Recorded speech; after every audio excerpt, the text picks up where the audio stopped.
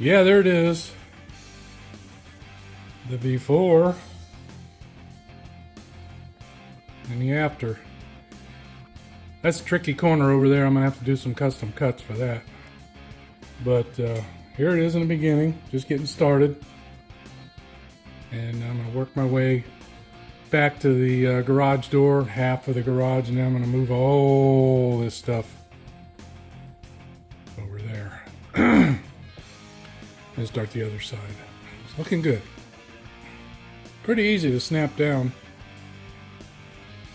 It's like playing with Legos or something.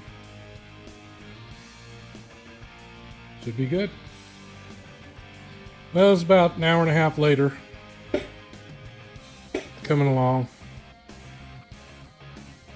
Now it's time to start moving everything over. Alright, well, we got corner to corner. I just got to clean all this mess up, put everything back where it goes. And then right by the door, we've got some weird angles I got to cut. So I left that for last.